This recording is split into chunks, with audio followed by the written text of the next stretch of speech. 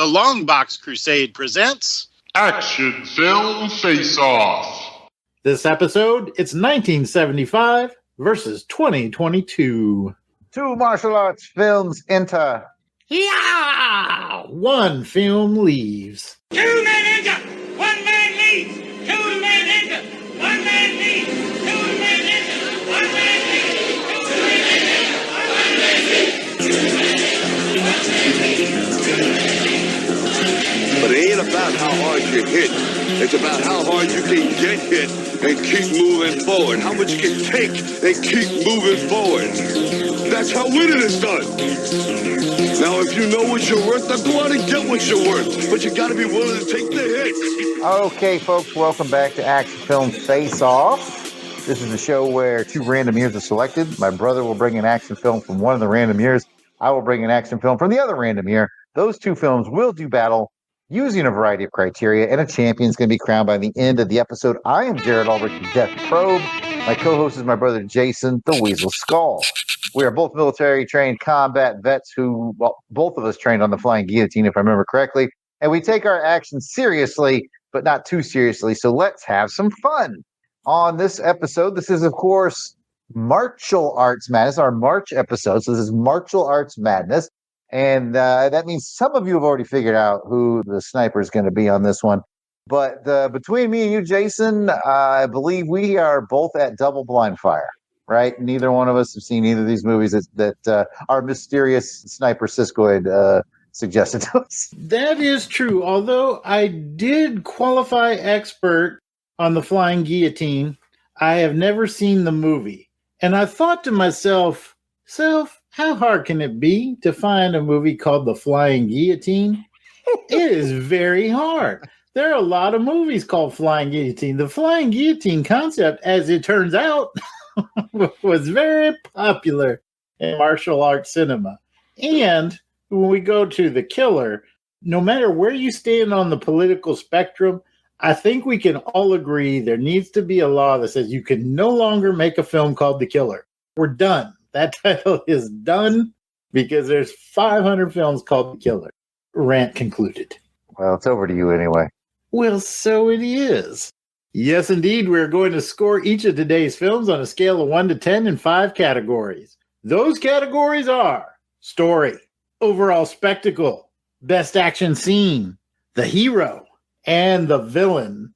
And like a martial arts master, you don't know what combination you're going to see coming because it's not going to be in that order. But at the end, as always, there will be the deduction round where up to 10 points can be subtracted from the film's total for whatever we determine is the low point of either movie. Thank you, Jason. And today we are joined by a sniper. The sniper has just 1 point to give in each category. So the sniper can sway today's scoring by a total of 5 points. Let's meet our sniper for this episode. It is a member of the Fire and Water Podcast Network. It is our friend and annual contributor to every martial arts episode. It's Siskoid. Welcome back, Siskoid. Thanks for having me. And really, I feel for you, Jason. I mean, this was the theme. Movies that are hard to find because their titles are similar to other titles. Especially, and when we talk about Asian cinema, how was it sold overseas? That's not really the title over there, but that's the title they gave it over here, probably to get people to buy it or watch it, thinking they're actually watching another one, you know? So you're right. There's very many killers. We're going to watch. I've been tricked by that before, too. Oh, yeah. Big boss. Yeah, exactly, right? It's like different names. Flying Guillotine, we're watching the original. This is the one that spawned all the others, so it's legitimate. But also, a lot of different ones are called Flying Guillotine or something similar. It was confusing for me as well. Like when I first saw it, it wasn't the one I thought I was watching. I wanted to watch, anyways. Here's hoping we all watched the right one. Cisco had like peek behind the curtain in the email he sent me when he selected the films. Like he gave all the details. Like you want this one from this year, starring this guy with this director. So I think we're all on board. Now, for repeat guests, I often come up with a slightly more pointed question. So for Siskoid, since this is, of course, a repeat for him, Your question for this episode is, give me your 3 favorite movies that feature the word kill or killer or killing or something about kill in the title. Well, I mean, the John Woo's The Killer from '89 Yes. has to be in there. I would say I think Kill Bill is a lot of fun and connected to one of the films we're watching today. So I probably would put that in there. I'm really going, off the cuff here, and I'm going to say To Kill a Mockingbird. Look at you with the creativity. Should probably be in there, even though it's not an action film. I think it's one of the great American films, right? So I was going to say Replacement Killers, but Kill a Mockingbird is a little more classy, I guess. Nobody gonna say License to Kill? Come on. Oh my goodness. Come on. Movies. Yeah, no. I will stick with my 3 choices. He's not wavering, so that's all right. All right, before our 2 films enter the Videodome arena, we're thrilled to kick off this episode with special shout-outs to our Crusaders Club members. These are the fine folks who have joined our crusade. They get early access to special Longbox episodes, voting on show content, priority to be on shows, all kinds of good stuff. These are the folks reaping the benefits and giving some much appreciated support to the shows.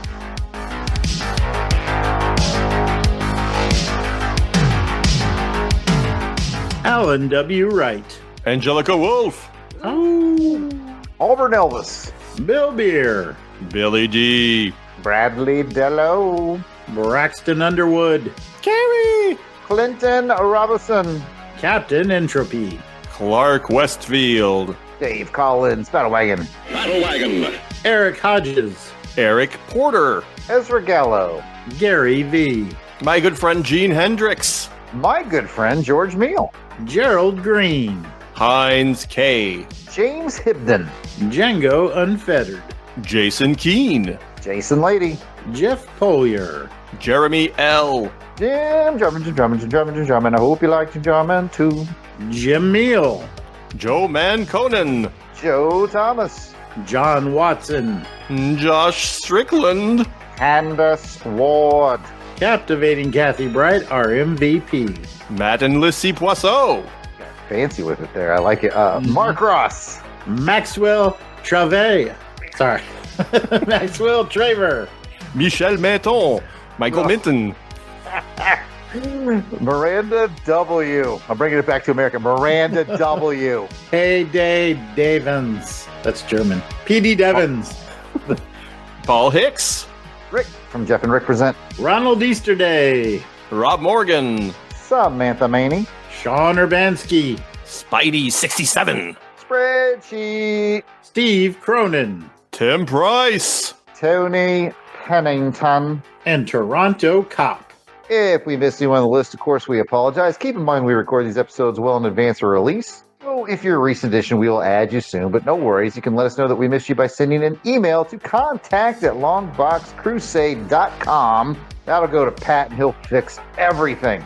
And if you're asking, how do I become a Crusaders Club member? It's very simple. Go to patreon.com/longboxcrusade. For as little as $1 a month, you get all the access to the amazing world of the Crusaders Club. Come and check it out. All right, enough talking. Let's get to some babysitting and some ass kicking and get back to the combat and learn a bit about the film gladiators about to battle for our pleasure. All right, folks, this episode I was assigned the year of 1975.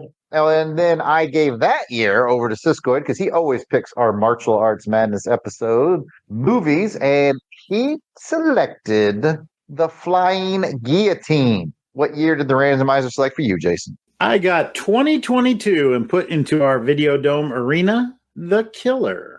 Or actually, Siskoid put into our Videodome arena The Killer. Not the 2023 Killer, nor the 1989 Killer. And as I found out, there's a remake of the John Woo Killer that came out, I think, in 24. I accidentally rented that. You owe me $5 for that, by the way, Siskoid. It's pretty good. I do want to see it. Yeah, it's good.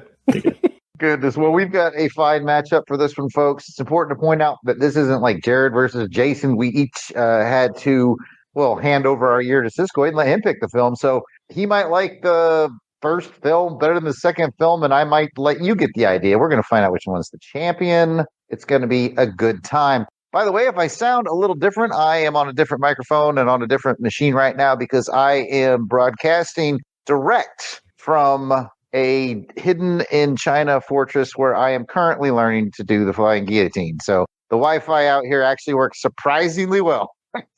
That's just a little update for you guys. Now, let's go around the room real quick on where we saw it when Jason you don't have to tell your story again when you eventually did find it. We're just really trying to tell the listeners where they can find it to listen to it. I am of little help because I had the flying guillotine on my Plex, so I was good to go on that. But I did have to hunt The Killer 2022, which I found on YouTube free with ads. Jason. I eventually had to hoist up the Jolly Roger and pirate that flying guillotine from you. So I watched that one off of your Plex. And then I found The Killer on Tubi. That's where I found it. And it also had ads. That's good.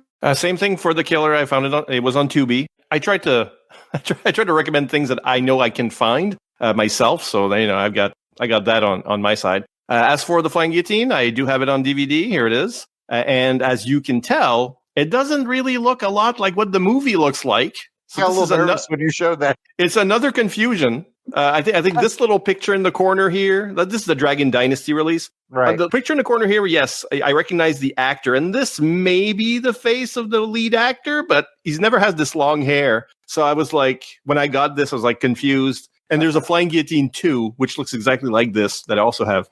So I watched it on DVD. There we go. We can always count on Siskoid. Now, it is time for your spoiler warning. Just to let you guys know, we are going to more than likely spoil these films. If you haven't seen them before and you want to enjoy them before we get into all that, this is where you would pause our podcast and join us when you've watched either or both or whatever you need to do. We'll meet you on the other side of this musical break.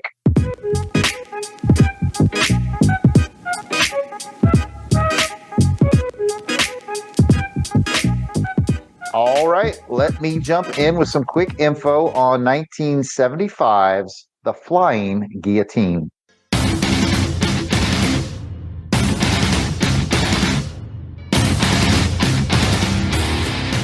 I've made a new weapon. This can behead a man from a distance, and it gives no warning. Pick out the 12 best men from all the Imperial Guard.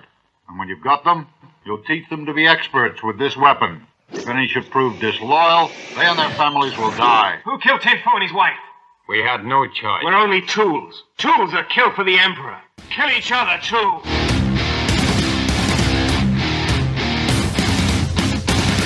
He's a rebel and a traitor, too. And I command you to kill him.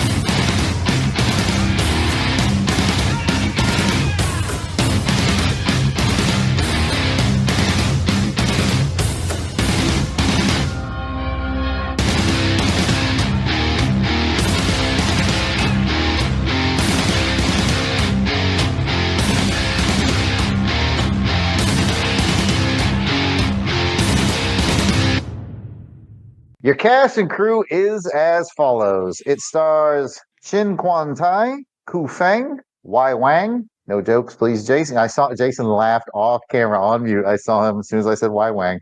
And many more. It was directed by Ho Minghua, and synopsis goes a little something like this. A weapons master makes a cool new weapon, the flying guillotine, to literally decapitate any opponent. And the evil emperor, he likes that. So he has the weapons master train a platoon of dudes on this new weapon. Well, one of the dudes, Ma Tang, starts to realize the emperor might just be killing anyone who disagrees with him and starts having second thoughts. So he makes his break from the platoon. So naturally, the emperor sends the platoon after him. Some of Ma Tang's old squad members still cover for him, and some are more than a little excited to kill him. It's all about figuring out which is which so he can kill all the bad ones. All right, let's get into the interesting trivia. And it was a little hard to dig on trivia on this one, but I managed to come up with 3. This was particularly cool to me. Apparently in 1980, it got a re-release in the UK, and apparently it was in 3D. Like they 3D'd it.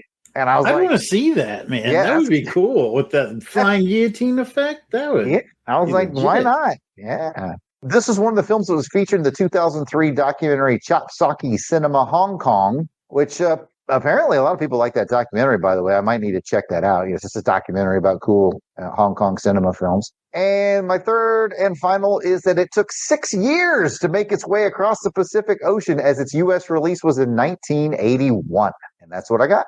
I think it kind of explains why when Quentin Tarantino talks about, like he put the Crazy Eight sequence in Kill Bill Part 1.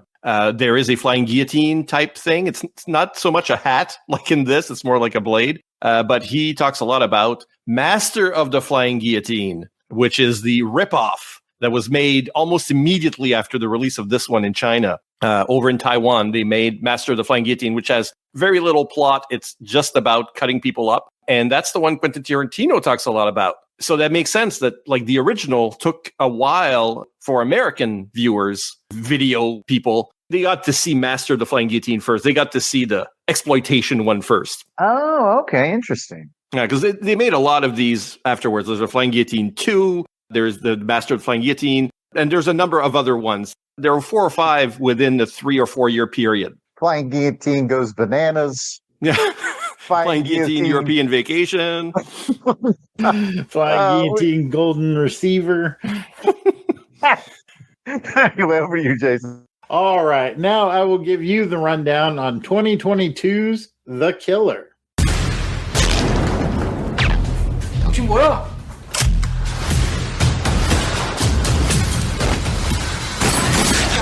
뭐 하는 사람이야?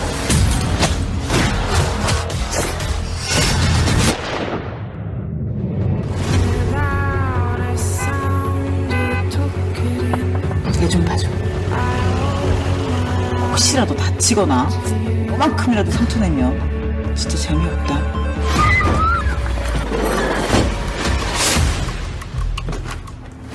애 어디 있어?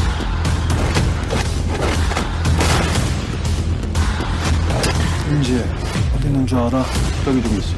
붙어?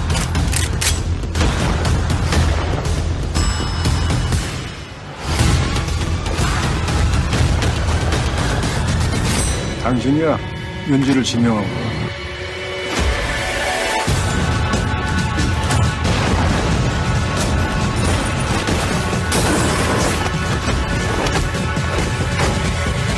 희망을 버리지 마. 잘하면 살 수도 있잖아. It starred, and I apologize in advance, Jang Hyuk and So Young Lee. It was directed by Jae Hoon Choi. Synopsis goes a little something like this. You remember the 80s movie Adventures in Babysitting? It's kind of like that, but with guns and martial arts. When a professional hitman has to babysit the daughter of his wife's friend, things take a turn for the worse. It seems the Korean and Russian mobs have marked her for the sex trade. Unfortunately for them, the hitman takes his job seriously and earns his $5.50 an hour. At least that was the going rate when I was babysitting anyway. Trivia? So the protagonist's name, Bang Wee Gang, means I'm the real killer in Korean. Nice. John Woo threatened a lawsuit over the title, but settled for a cameo in the police station, a case of Johnny Walker label, and a pet dove. Siskoid, I'm really hoping you can help me out because there is absolutely no trivia I could find for this movie, so I made those first 2 things up. Okay, those are inventions. I thought, wow, I didn't know this. It's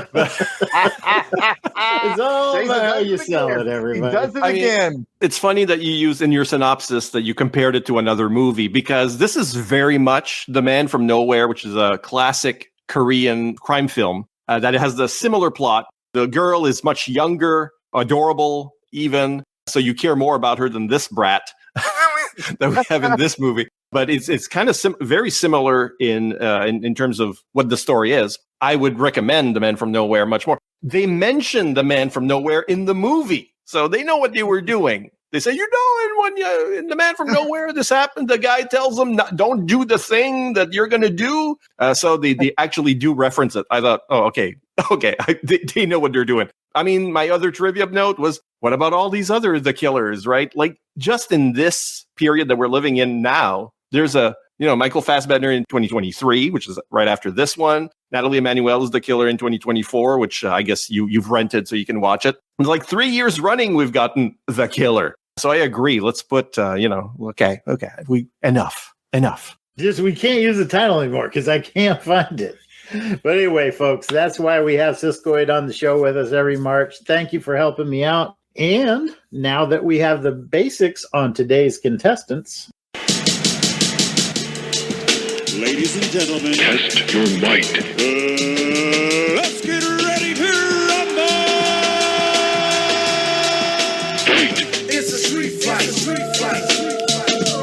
Okay, folks, it's about that time. Now, as a reminder, you can play the game within the game. You can play match game. We have 2 films, 5 categories, which means Jason and I can match up to 10 times. He has not seen my scores, and I have not seen his. Place your bets, folks. How many times do you think we're going to match? Cisco, would you like to make a live guess on how many times we'll match? Out of 10, I'm going to say you're going to match conservative 7. I like that. I would have guessed 7 as well. So let's find out tonight. Now, speaking of scores, set your barometer appropriately. Here on our show, if we give it a 5, that means it's okay. It's decent. It's sort of like good made-for-TV quality. It entertains you. 6, 7, 8, 9, 10, you're getting into very good film status. In 4, 3, 2, 1, you have things to work on. Having said all that, let's get into round 1. Round 1 is The Story. We will start in 1975's The Flying Guillotine with the thoughts, whimsies, and observations of Siskoid.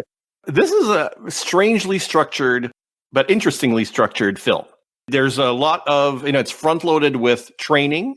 You're essentially watching the bad guys develop their weapon, train on their weapon, actually execute a couple people, a couple of assassinations there. And you're sort of watching a couple of guys who are really wondering, why are we doing this? And they're questioning it. And the more you question, the more the emperor gets angry. And, they put a price on your head as well. So everybody's an assassin. And then suddenly somebody breaks out, like at the hour mark, somebody breaks out of there, finds love, has a child with a woman while on the run.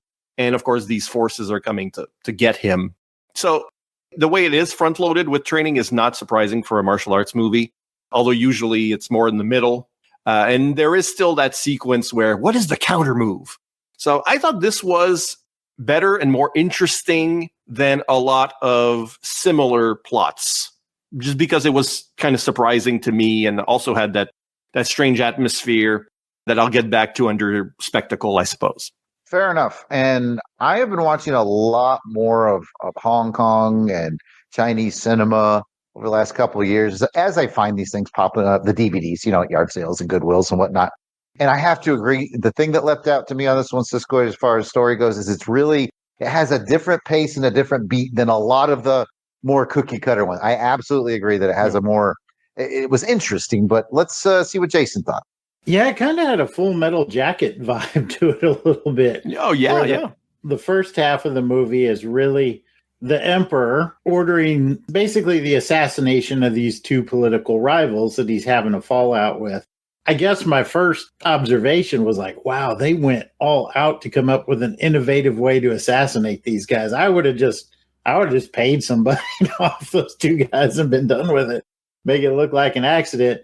But I was kind of fascinated. I didn't really understand what the leader of the Flying Guillotines, as he was coming up with the concept for his weapon. I was like, what is he doing as he's watching people spin cups and everything? And then I was like, man, this is like Q Branch, martial arts style. I thought the same thing. Q Branch. He's making the stuff. And I thought that was actually kind of cool. It was kind of neat. And then to watch the team come together, you can kind of see some of the friction within the team. There's a lot of dramatic little plot threads that were sewn in early that paid off by the end of the movie, which I thought was also really cool. And then finally, I liked how you had kind of like the 2 standout guys, right? You had the 2 franchise players. These were the experts. They were the ones that were getting it first, and they were doing the best stuff. And the emperor was kind of like grooming both of them. And the one, he just gets PTSD. He's like, I think we're just murdering people at the emperor's whim here, man. And I'm not okay with that. And then he gets killed. He gets killed off. And then our hero just is like, I'm out. And then the second act comes on, and it's all about the crew trying to find him and get him and end his life. And that's kind of where all the action is. So interesting story beats. I liked it. I liked the plot threads up front, and I liked how they paid off in the end. Okay, well, let's go ahead and shift gears to a more modern film, 2022's The Killer, and back to Siskoid. Well, that brat. So, the plot itself is a very basic kind of story, especially since it is copied from a more famous Korean film. You know where this one is going, essentially. Although while he's investigating, there's a lot of investigating who actually is head of this human trafficking ring.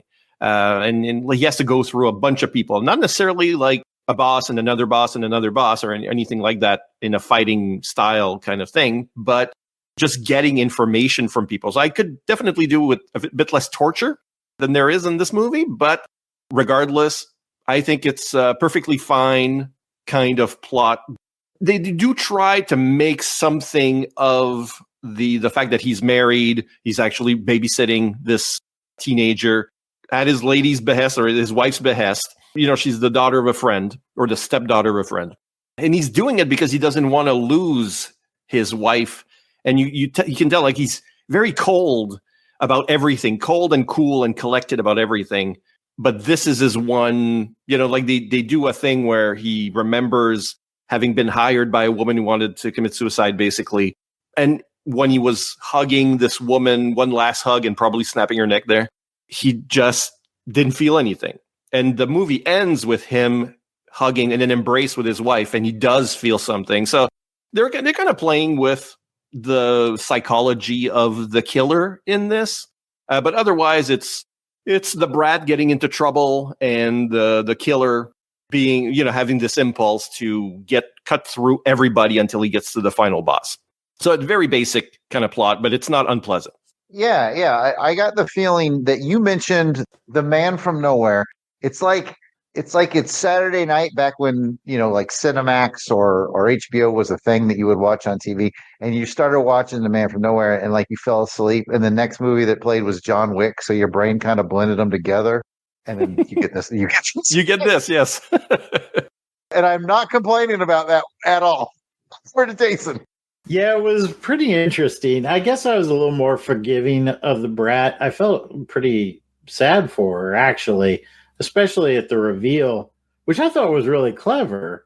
That it was actually the stepmom was thinking that she'd be able to sell her off to the hitman, right? She's like, all men are the same. I'm going to my hot teenage daughter with you for a week, and then we'll do some business from there. And I was like, man, that's just sick. I also have a question, like how it's eventually he's going to have to explain to his wife, like where her friend is that she's on vacation with. You know, there's a story there he's going to have to concoct at some point in time. But I thought that was pretty interesting. I felt sorry for the girl. Overall, I thought, you know, there wasn't really a whole lot to the story. It's like, okay, let me put a tracking device in the girl. And that leads me to action set A, action set B, action set C, action set D. And big reveal is the Russian mob and the Korean mob. Woo, big surprise. But I mean, it was good. I mean, it got us to the action sets, which is what we were paying, you know, for with our ticket. So yeah, I think all in all, decent, nothing spectacular here. I agree. I got a good chuckle out of it, though, when the first night she's like, oh, I'm going to go spend the night with my friend, and you don't got to worry about me. And we all knew. We were like, we've all seen Taken. We all know what dumbness you're going to get to. And yes, they literally ended up in sex trafficking within like 45 minutes of leaving his car, right?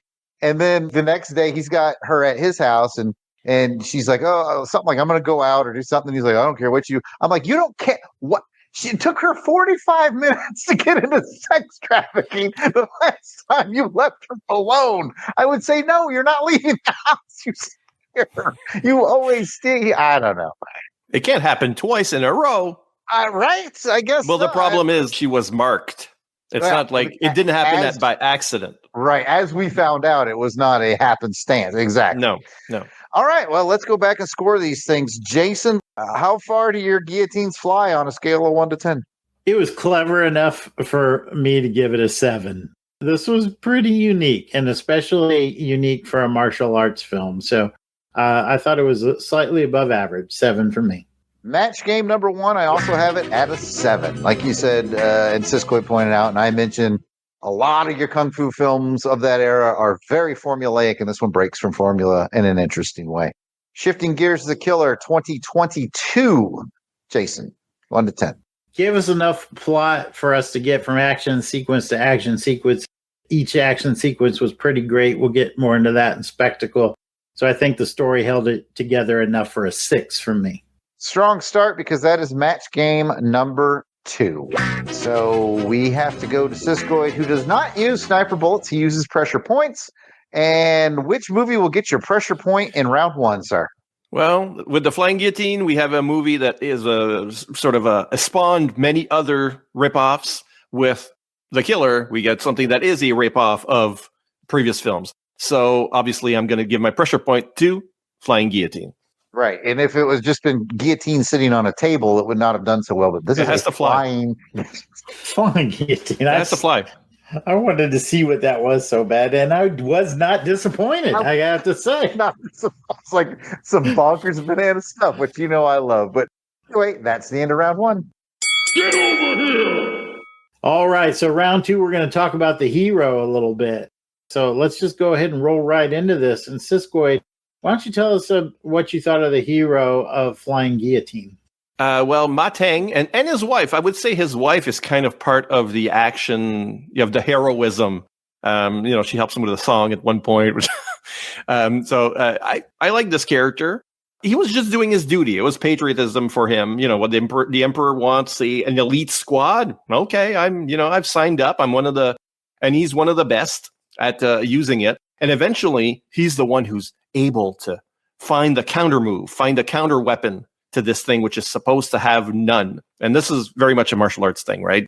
Somebody invents a move, a style, a weapon, and it takes the whole movie for somebody to figure out how to counter that with a different style, move, or weapon. And the weapon works. It's a sort of an umbrella. It's literally a metallic umbrella that he can spin. And it doesn't last long, but it saves his life just enough.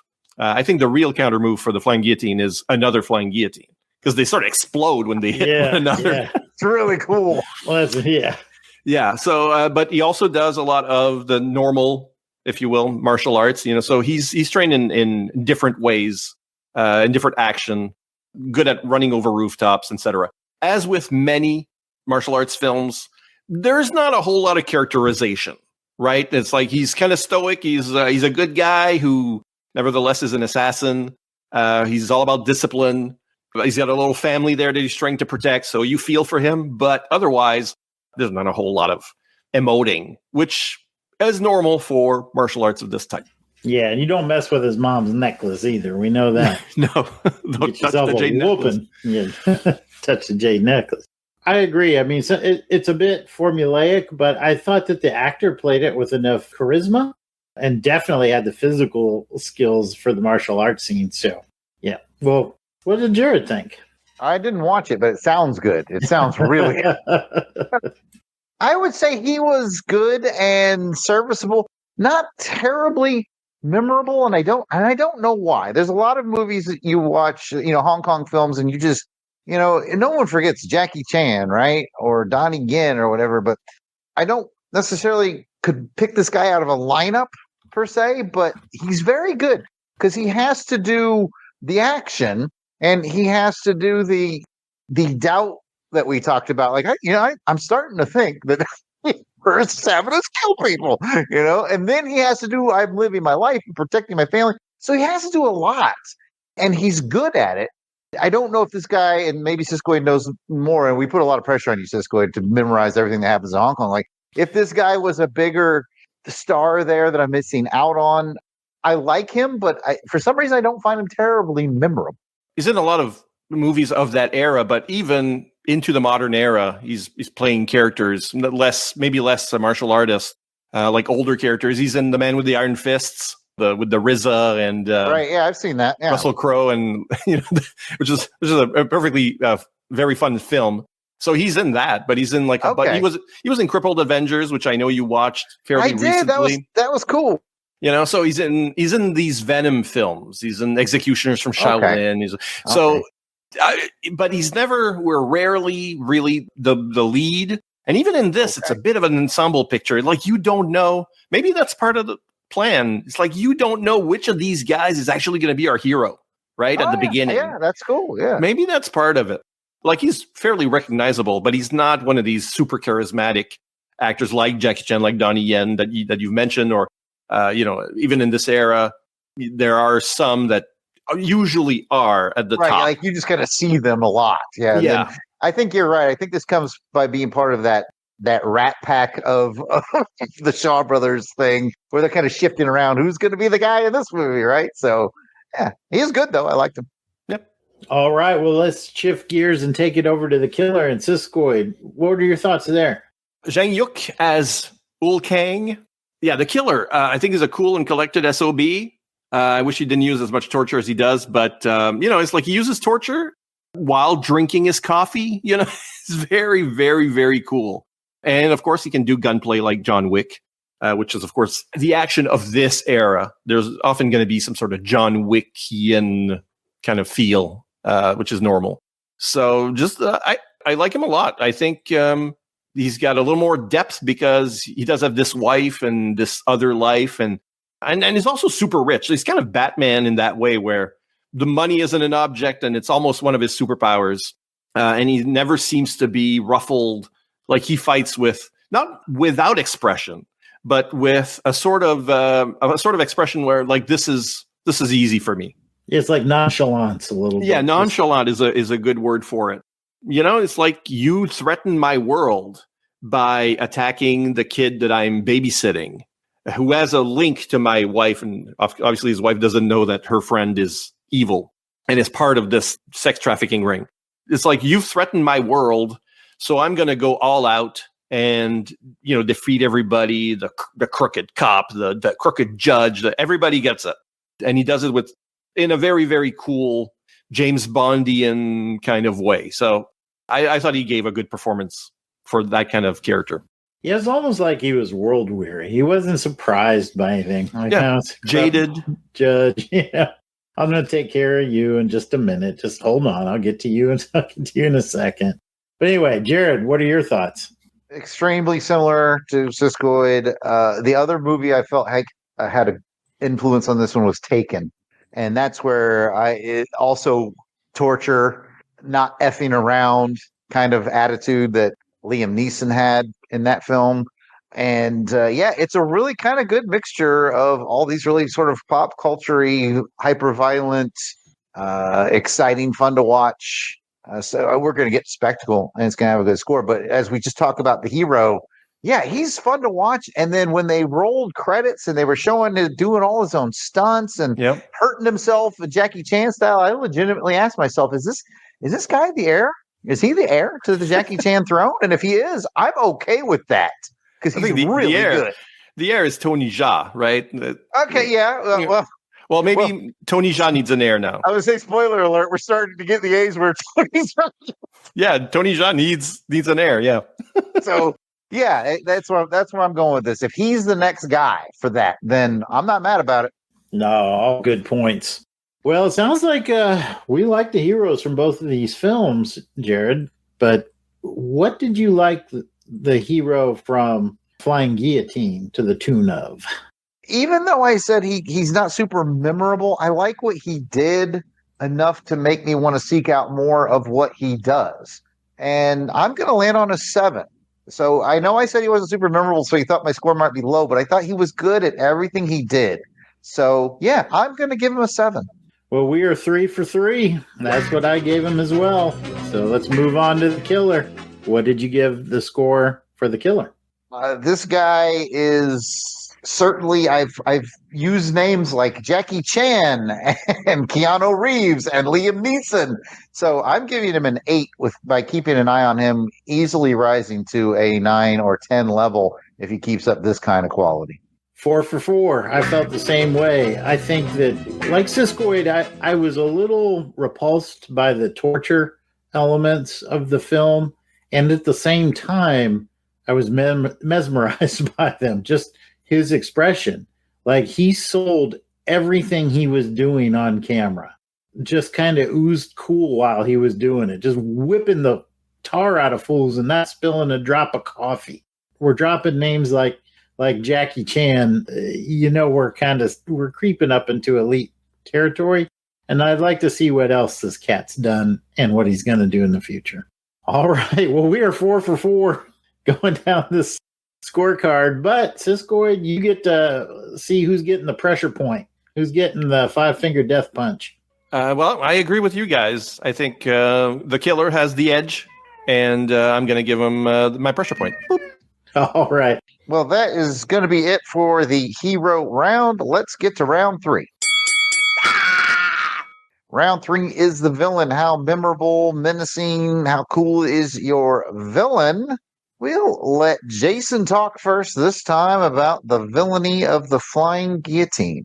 Well, I think the main villain was his co-worker who ended up killing the weaponeer there in about the third act. He was a snitch, man. Yeah, he was a weasel. Literally No a snitch. offense. Yeah, no, a weasel, not in a good way. No, that's a weasel skull I want to collect on my necklace right there.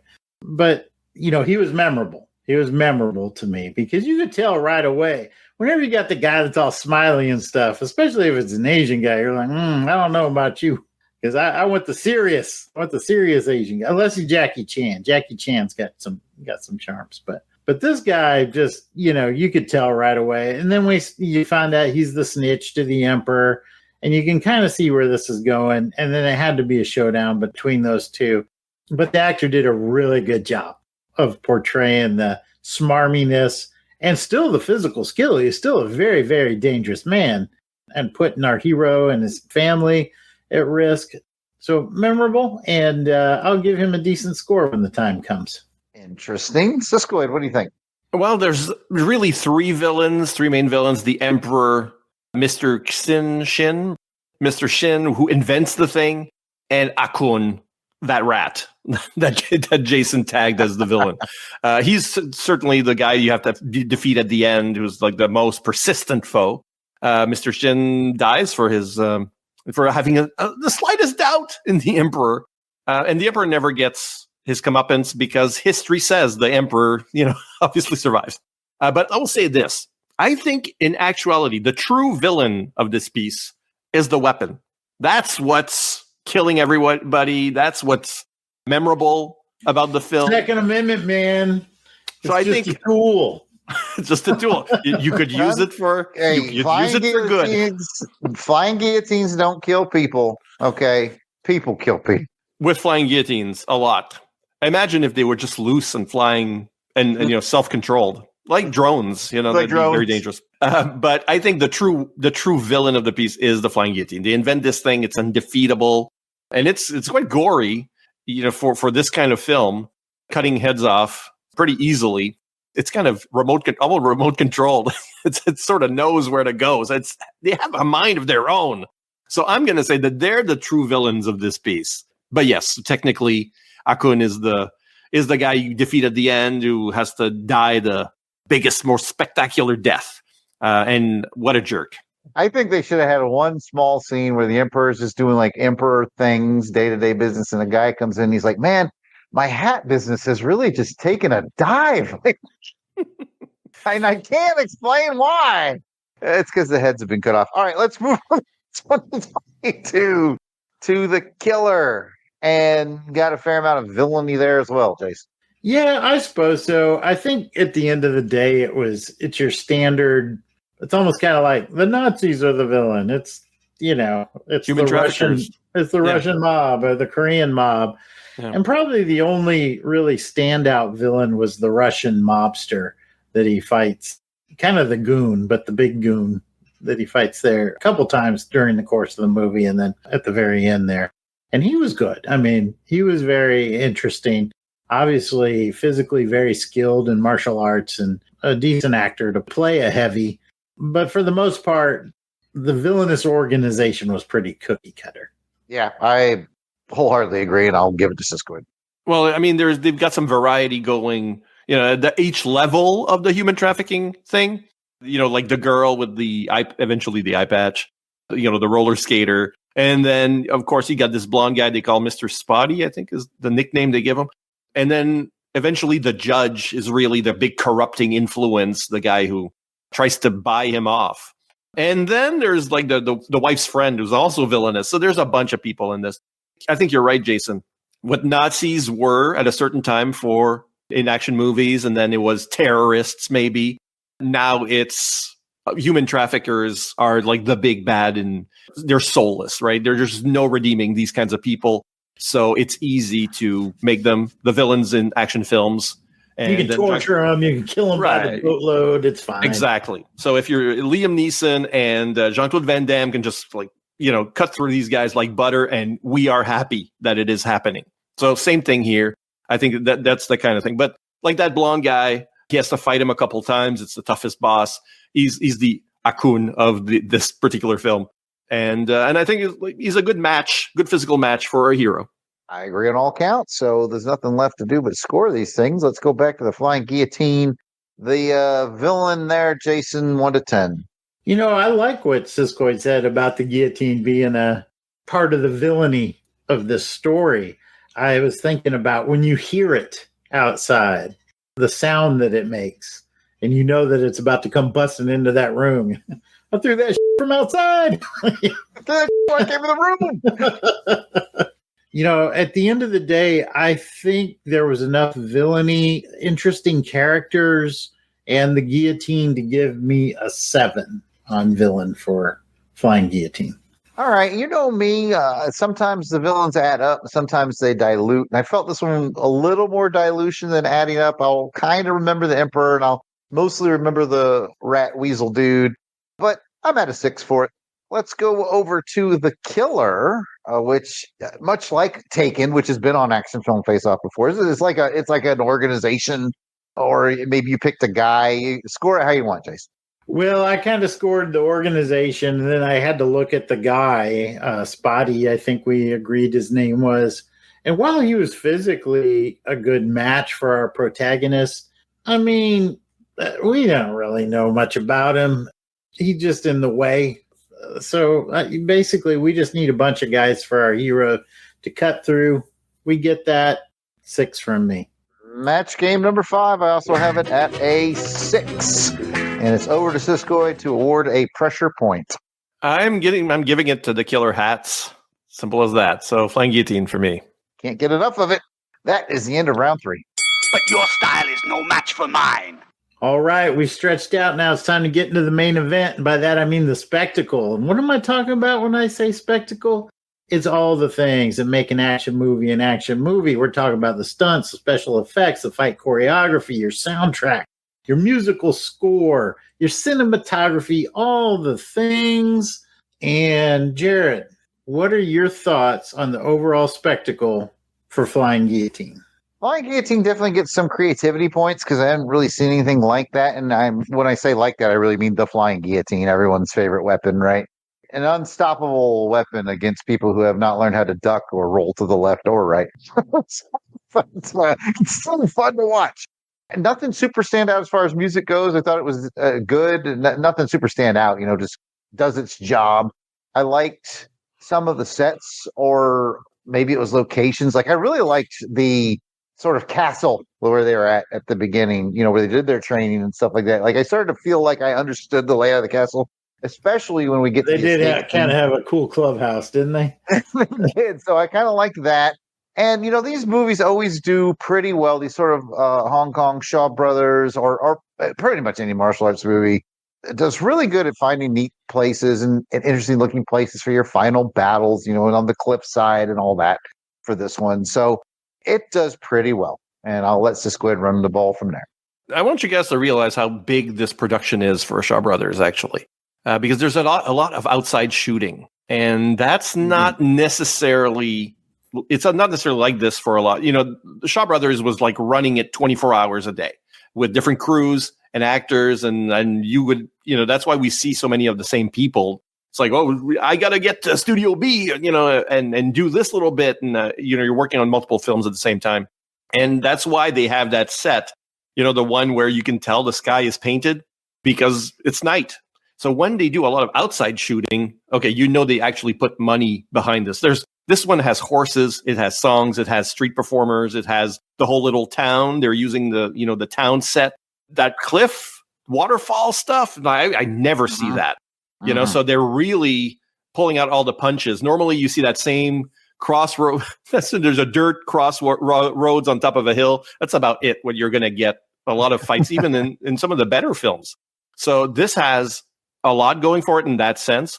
And I have to wonder if Ho Meng-hua, who is the director here, he's better known for monster films and horror flicks. Like he did like a Hong Kong ripoff of King Kong called The Mighty Peking Man. There's like a monster movie called The Oily Maniac. There's the Black Magic series.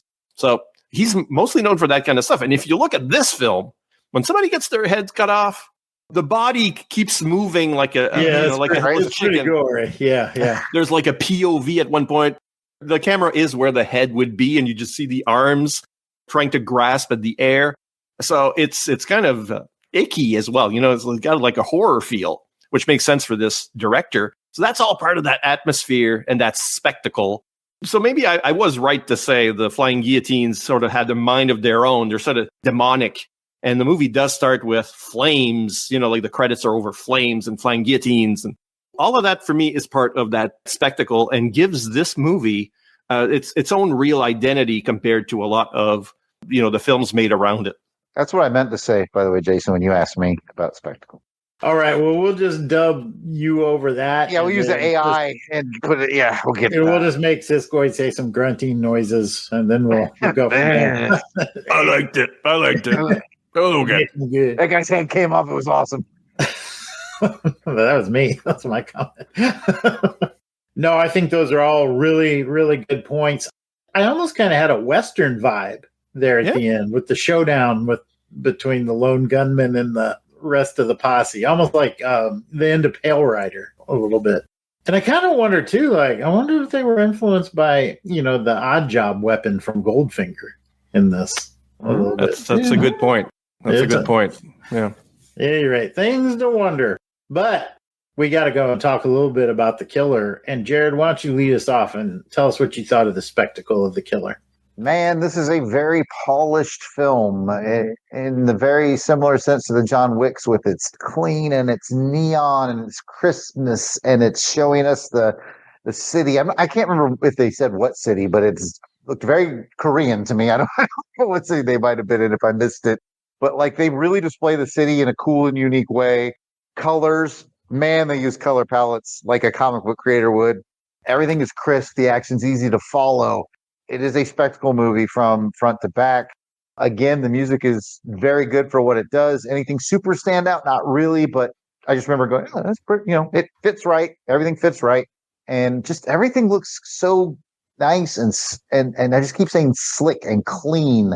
And it has just a real polish to it. And I'll leave the rest for Siskoid to say something smarter than me. We'll see. I did not like the music in this. I thought it was too low in the mix, too generic. It's like a generic techno and then a generic, wailing guitars. It sort of, to me, sapped a lot of my interest in the action scenes, which is a sin. And maybe it's just like where I watched it, and maybe, I don't know. But nevertheless, in terms of the look, that's where it really shines, because I mean, this is the tradition in Korean cinema, visual flair. It's usually very slick and colorful. Like any Korean movie that you watch today is going to kind of not necessarily look exactly like this, but will have that as part of its DNA. So it does look good. I just didn't think it sounded great. But then something that Jason mentioned earlier at the end, or maybe it was you, Jared, but at the end when they show the stunts, the actual stunts and people getting hurt, so that it's being done for real, or where there was green screen outside the windows or whatever, because they had that set on where in Vladivostok, maybe, I don't know where the ending is, but I imagine it's Seoul for the rest of it. Who knows? But usually it is. So you sort of see how the pudding is made. I don't know. It to me, that feels like, oh yes, the spectacle does work because that's not how it looked, or yes, they're doing it for real. And you can see that, which is always a good part of martial arts spectacle. That's what I was thinking. Yeah, I think polished is a good way to put it. Most folks know, for me, usually the music washes over me. So, and this is that case too. I can't tell you if it was good or bad because I was just watching those fists fly and those axes fly and those bullets fly, and I'm just going, ooh, ooh, ooh, ooh.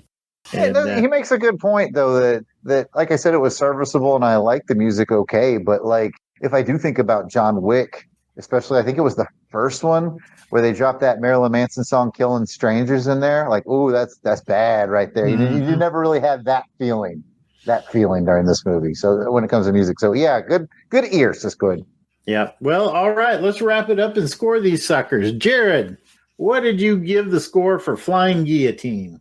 I liked it. I did notice, but not put into words as well as Cisco did, that this felt a cut above some of the 70s Hong Kong flair, and I gave it a 7. I liked it quite a bit. That's another match game for us. I gave it a 7 as well. I thought it was above average. Like I said, I like the Western kind of feel of the final showdown at the end. I like the horror elements. Cisco had mentioned a couple of them. Just the decapitations never became stale. They all kind of had a unique flavor to them, if you will. And every time you saw that hat land on that head, you're like, oh, sucks to be you, dude. And they had a little something unique for each kill, which I appreciated. So 7 for me.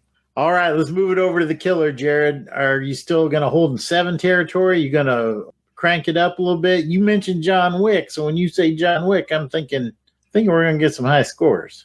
I think you're right.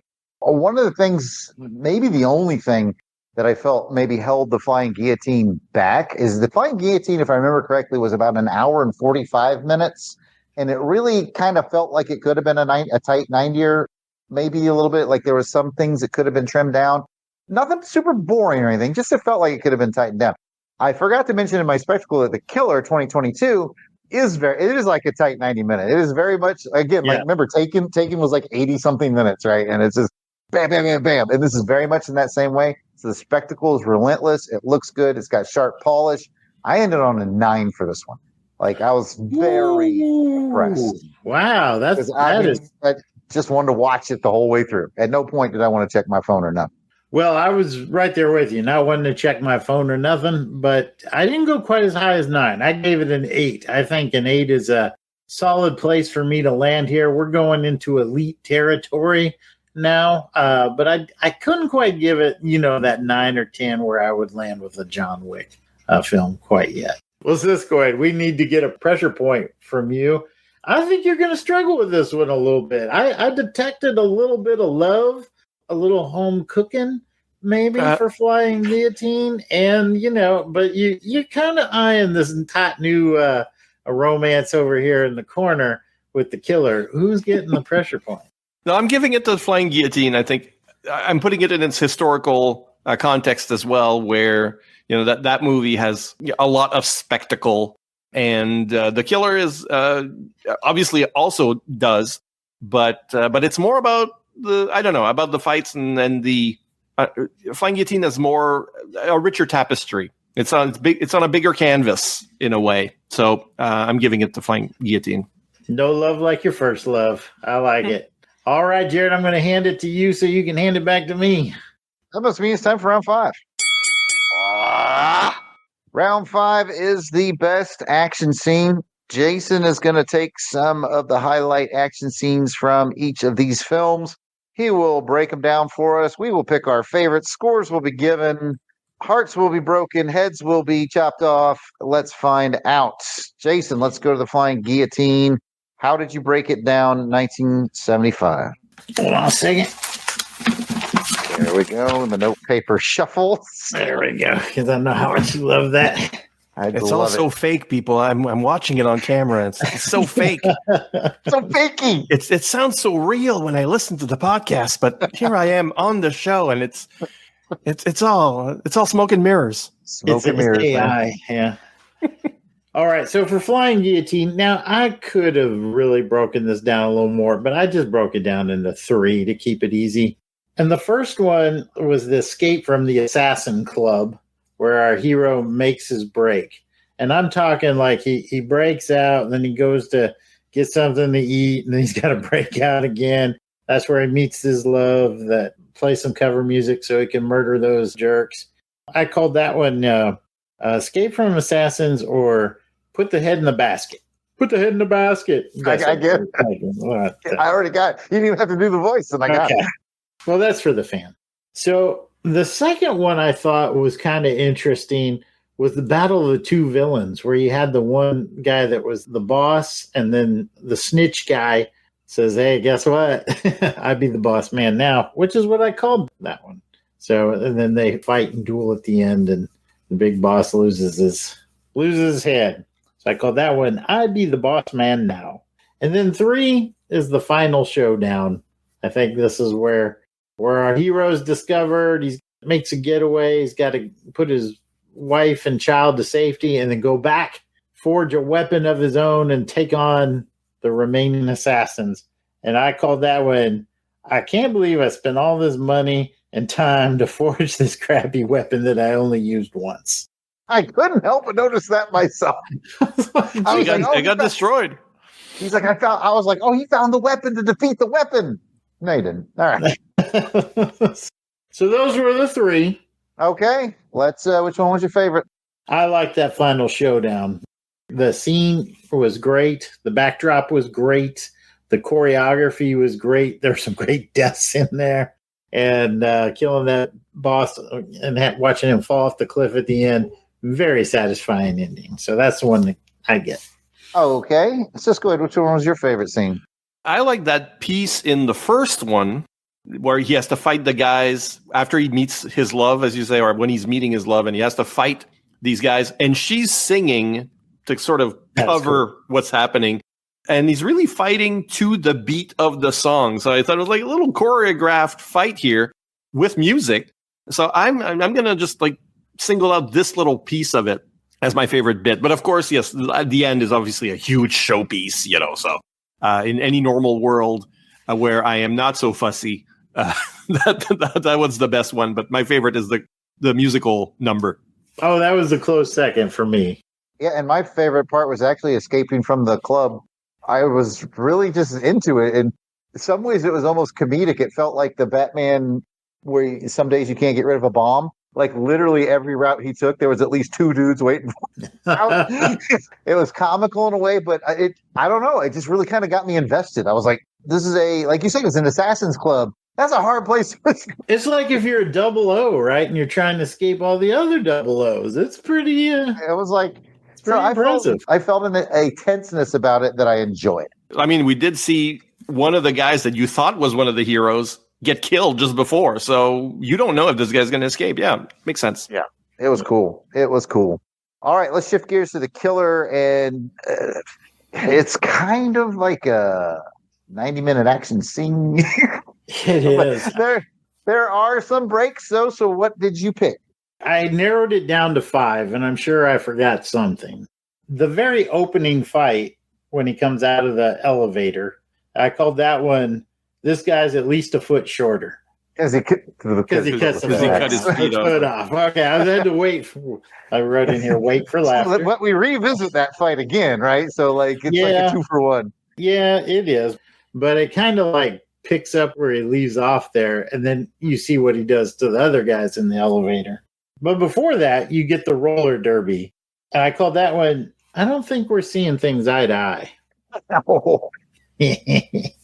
So number 3, the hallway fight.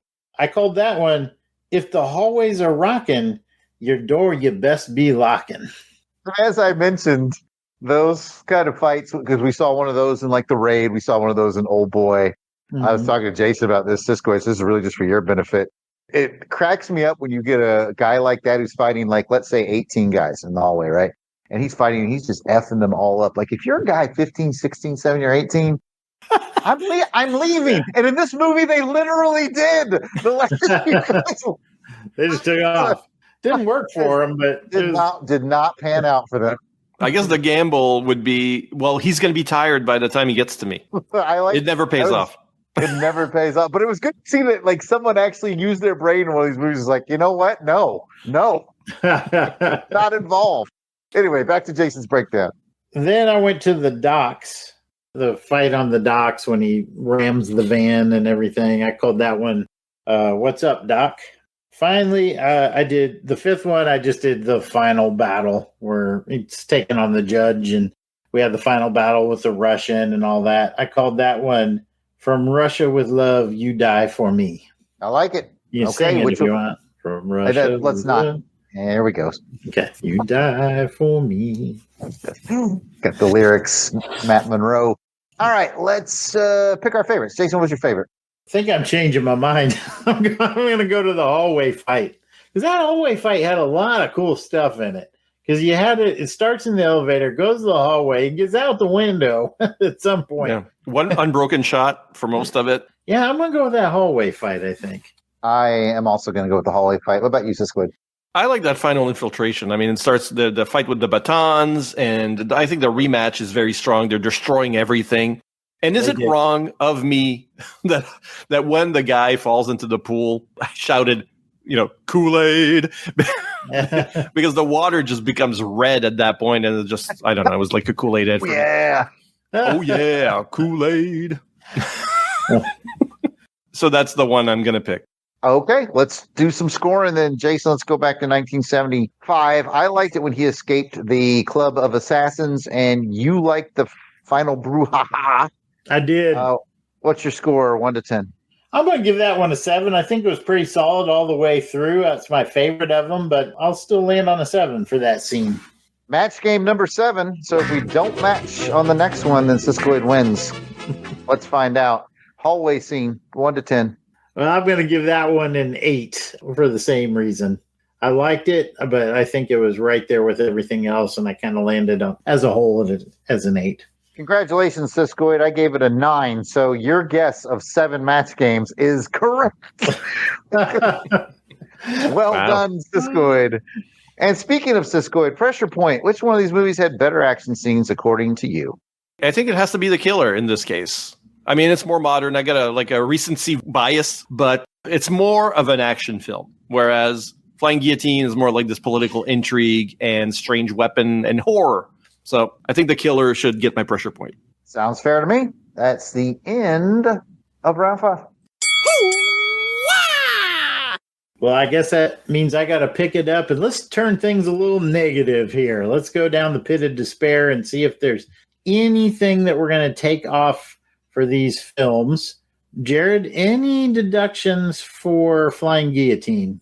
No, and I'll save you some time and tell you I have no deductions for The Killer either. Everything came out in the score. Nothing leapt out at me. It's just awful. I'm good. Yeah, same with me. I thought, there are plenty of things I thought were really humorous, like 100 yards with that Flying Guillotine. Yeah. You're Peyton Manning that stuff, man. You're just whipping that. And then I was also kind of curious, like, why the sharp things on the outside? Like, wouldn't you want to, because if it comes back to you, you got to catch it.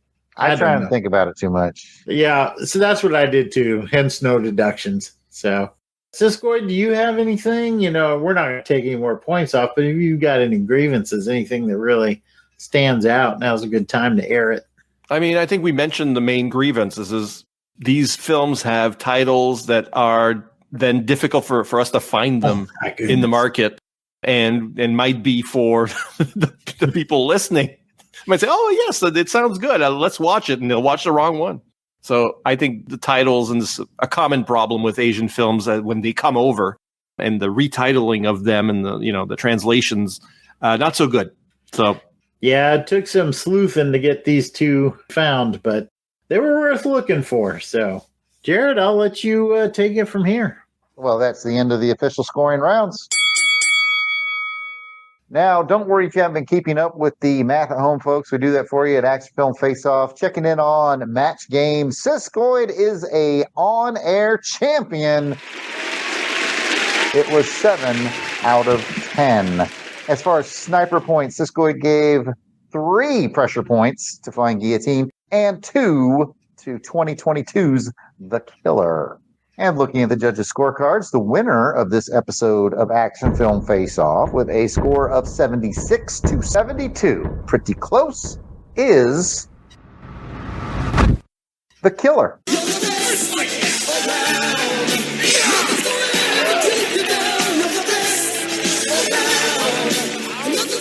Nice. All right. Well, congratulations to The Killer. Now let's head over to the randomizer and find out what the years are going to be for the next episode. My brother Jared will be pulling a film from Choose your destiny.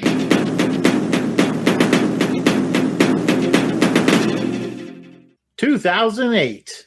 And I will bring a film from... Choose your destiny.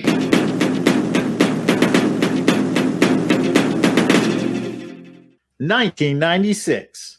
What will those films be?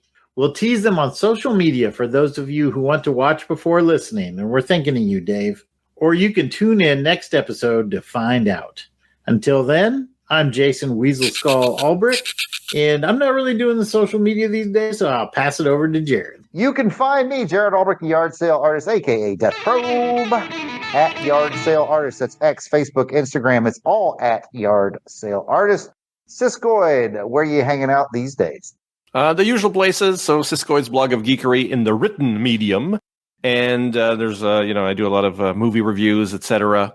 On that site, among other things. And, of course, in the podcasting realm, the Fire and Water Podcast Network. And for fans of this show, what might be interesting is that I have one of my show feeds is called Siskoid Cinema. And on that, there's several shows, including No Escape from Kurt Russell, which is going to cover eventually every Kurt Russell film ever, not just the action ones. Obviously, you did one last month, so I got to push that one back. I don't want the competition. We just did Tango and Cash. Yeah, you can listen to that if you like at fireandwaterpodcast.com. I also have to recommend Siskoid on, I believe it's Letterboxd, where he actually keeps a track of all the action film face-off shows in order, which is an incredibly useful tool, whether we've told you this or not. Siskoid, sometimes when I'm telling people about it, I will actually send them the link to your page and be like, because people are like, what are some you've done in the past? I'm like, I'm going to send you a link. And if you're looking for these two particular films, well, you can click on them and you'll find them, and it'll tell you where it's streamable, etc. So, that's really helpful for these two. Yeah, really. Yes, that is very helpful, especially sometimes we go back and look at it because we're like, did we do this film already? I have used your page to find out if I've done a movie on my show. So thank you for that, Siskoid. Okay, folks, be sure to check out all the shows under the Longbox Crusade umbrella by subscribing to Longbox Crusade on all your finer podcatchers and the sketchier ones. We're also on YouTube, or you can go to www.longboxcrusade.com. You want to send in a question or comment? Hit us up on social media. It's Longbox Crusade, X, Facebook, Instagram, YouTube, Blue Sky. You look for Longbox Crusade, you're going to find us. And over on X, we have the @AFFO podcast. If you want to be a little bit more direct, if you're an X user, that's really just getting in touch with me. It's a great place to leave Jason messages too, because it's easy for me to pass along. That's @AFFO podcast on X. The most fun way to reach out, of course, is our voicemail line. Give us a call. Tell Jason that you're sick of him stacking the deck for movies like Return of the Jedi and Escape from New York. And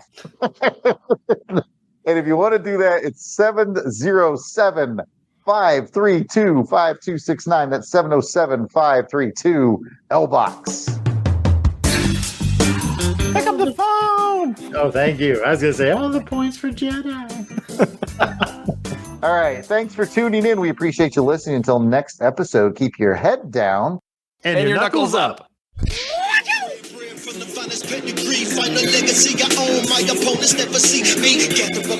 The intro and outro theme to this show and all of our Action Film Face-Off shows are done by musical genius Joe November. Check out his SoundCloud at JOSEFLIN99. You will not regret it.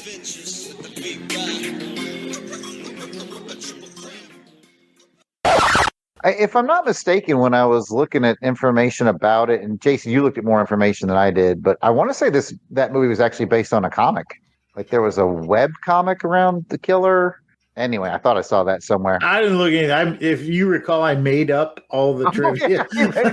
Trivia. And I'm completely happy to do so. Yes, there was a comic. Absolutely, there's a web comic called All People Must Die.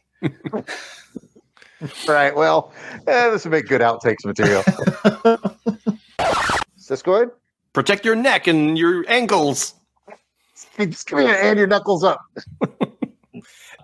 She's going to blow him away. You're supposed to let me finish it off. And Jared, I want you to know that you are not a weirdo. Jared,